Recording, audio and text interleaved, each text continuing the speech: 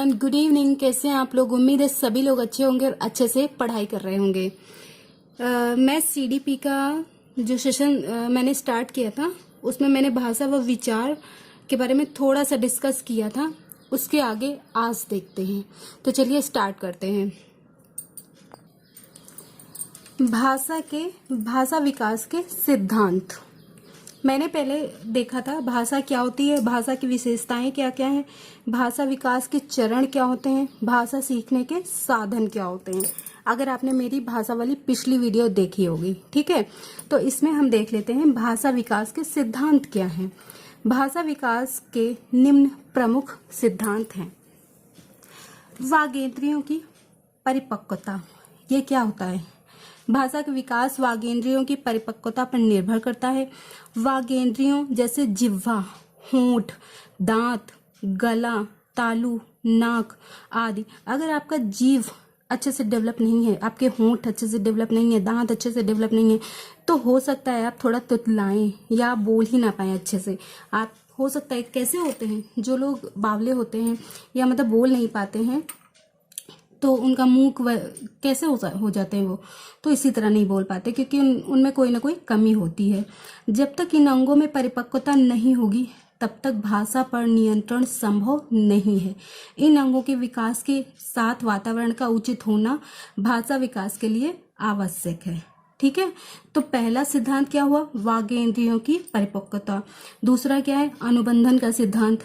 भाषा विकास में साहचर्य का बहुत महत्व है। यह उद्दीपक अनुक्रिया, जो आपने एसआर थ्योरी तो आपने पढ़ी ही होगी, ठीक है, के बीच स्थापित होता है। स्किनर का मानना है कि व्यवहार कार्यों की तरह भाषा का भी विकास होता है। उद्दीपक अनुक्रिया के बीच अनुबंधन स्थापित होता है, जो विकास भाषा के विकास में मददगार साबित होते हैं। ओके, ये आगे देखते हैं। बेंडूरा का सिद्धांत। बेंडूरा अपने सामाजिक सीखने के सिद्धांत में अनुकरण पर बल डालते हुए कहते हैं कि बालक अपने परिवार तथा आस पड़ोस में प्रयोग की जाने वाली भाषा को अनुकरण के माध्यम से सीखता है। तो बेंडूरा क्या कहता है कि आसपास जो बोली जा रही है भाषा, उसी का अनुकरण करता है बच्चा, उसी से वो सीखता है। बालक के आसपास जिस प्रकार के शब्द तथा वाक्य का प्रयोग होता है उसे वह आसानी से सीख लेता है। ठीक है, तो ये हुआ बेंडूरा का सिद्धांत भाषा के बारे में, भाषा डेवलपमेंट के बारे में। ठीक है, चॉम्स्की का भाषा सिद्धांत क्या कहता है? चॉम्स्की का मानना है कि बालक में शब्दों या भाषा का सीखना अनुकरण व पुनर्बलन पर आधारित है। बालक कुछ निश्चित नियमों का अनुकरण कर शब्द या उन शब्दों से वाक्य निर्माण करना सीख लेते हैं।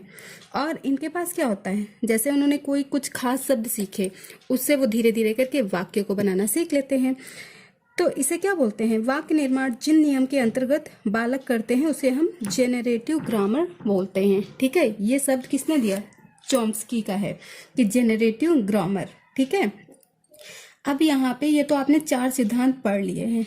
ठीक है, अब यहाँ पे आप देखेंगे कि भाषा का महत्व क्या है। भाषा के माध्यम से ही व्यक्ति अपने विचार न सिर्फ दूसरे तक पहुंचाता है बल्कि कई समस्याओं का समाधान भी लोगों की मदद से करता है। भाषा व्यक्ति के जीवन के सभी क्षेत्रों में मददगार साबित होती है। भाषा के निम्नलिखित प्रमुख महत्व हैं।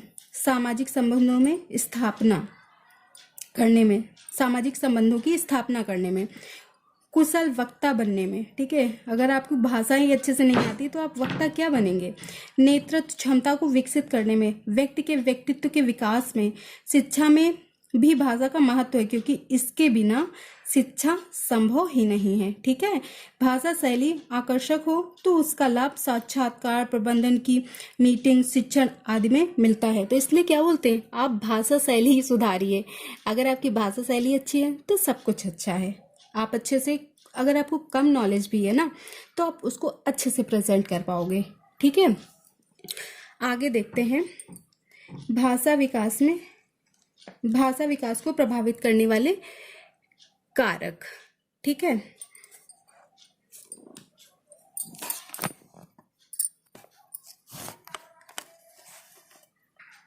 यहाँ पे भाषा को प्रभावित करने वाले कारक कौन कौन से हैं?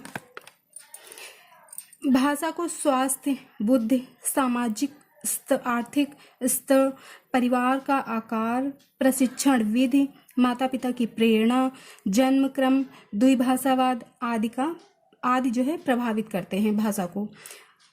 ठीक है, भाषा के विकास में बाधाएं कौन कौन सी आती हैं? भाषा विकास में तुतलाना, हकलाना, अत्यधिक रुदन, अस्पष्ट उच्चारण, गलत उच्चारण का शिक्षण, जैसे वी को वी बोलने की जगह भी बोलना। बिहार के अगर जो लोग होंगे वो वी को भी बोलते हैं। ठीक है, वैकेंसी की जगह वैकेंसी बोलना, यह सामाजिक बोलचाल व गलत प्रशिक्षण की वजह से होता है। ठीक है, विचार की भूमिका, भाषा संप्रेषण में सहायक होती है। संप्रेषण व प्रत्यक्षीकरण के माध्यम से ही हमारे अंदर भाव, दृष्टिकोण, सूचना कौशल आदि संग्रहित होते हैं। ठीक है, इतना कुछ आप लोगों ने समझ लिया है। अब हम आगे देखते हैं।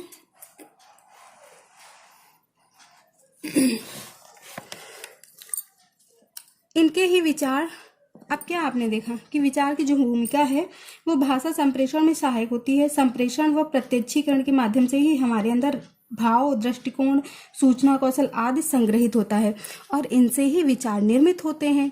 संप्रेषण द्वारा प्राप्त सूचना को जिस रूप में विश्लेषित किया जाएगा विचार वैसे ही बनेंगे। तो इसलिए बोलते हैं ना कि आप जैसा सोचोगे अच्छे विचार उसी तरह आपके दिमाग में आते रहेंगे। ठीक है, विचार के निर्धारण के रूप में भाषा, विचार के निर्धारण में भाषा का विशेष योगदान है। जैसे आंग्ल भाषा में अंकल शब्द का विस्तृत अर्थ लिया जाता है। जैसे उसकी हिंदी रूपांतरण देखें तो चाचा शब्द पिता के छोटे भाई के लिए प्रयोग किया जाता है। बिना भाषा के चिंतन करना भी संभव नहीं लगता यदि आप अपवादिक दशा बाल्यकाल को छोड़ दें तो। ठीक है, अब आगे देखिए आप, भाषा निर्धारक के रूप में विचार। पियाजे, जीन पियाजे को आप लोग जानते होंगे, वो स्विस साइंटिस्ट थे एक, जो है साइकोलॉजिस्ट।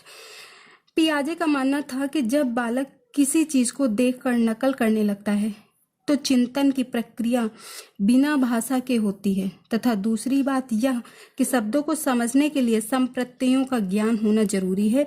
इसलिए भाषा को समझने के लिए विचार आवश्यक तत्व है। ठीक है, आगे हम देखते हैं कि शिक्षा व भाषा विकास।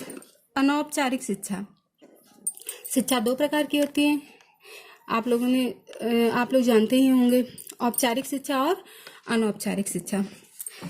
जो शिक्षा बच्चों को अपने परिवार से मिलती है, इनफॉर्मल आप बोल सकते हो इसको इंग्लिश में, जो माता पिता को बच्चों के सामने नए नए शब्दों का प्रयोग करना चाहिए ताकि शब्दावली अधिक से अधिक विकसित हो सके। ठीक है, भाषा विकास में बच्चों के साथ बातचीत, बेबी टॉक भी एक महत्वपूर्ण स्थान रखती है। भाषा विकास में कहानी व गीत भी महत्वपूर्ण स्थान रखते हैं। बालकों को पुस्तकें, समाचार पत्र, पत्रिका इत्यादि पढ़ने के अवसर दें। ठीक है, खेल की भी बड़ी अहमियत है। ऐसा नहीं कि खेल के माध्यम से बच्चे कुछ नहीं सीखते, पीछे आपने देखा था कि खेल से भी बच्चे भाषा सीखते हैं। खेल के मैदान में नए नए शब्द सुनने को मिलते हैं जिन्हें वो सहज रूप से सीख लेते हैं। माता पिता का शुद्ध उच्चारण होगा तो बालक भी वैसा ही सीखेंगे। ठीक है, अब औपचारिक क्या होता है? जो फॉर्मली बच्चों को सिखाया जाता है। शिक्षक को शुद्ध उच्चारण करना चाहिए। कोई टीचर आपको पढ़ा रहा है तो अगर वो शुद्ध उच्चारण नहीं करेगा तो हो सकता है आप भी गलत ही वही सीखें जो वो टीचर बोल रहा है। शिक्षक को वैयक्तिक भिन्नता सिद्धांत का ध्यान रखना चाहिए। शिक्षक को चाहिए कि शब्द व वाक्य बोलने के लिए रुचि पैदा करे। वाद विवाद, लेखन, सेमिनार, पठन पाठन आदि की प्रतियोगिता कराए। भाषा दोष, वाणी विकृत को दूर करने का प्रयास करे। तो अब हमने ये भाषा विचार और चिंतन पढ़ लिया है। इसके कुछ क्वेश्चंस हैं जो कि कल मैं डिस्कस करूंगी भाषा विचार और चिंतन के बारे में। उसके बाद फिर अगली वीडियो में अगला टॉपिक देखेंगे। ओके, ठीक है, थैंक यू।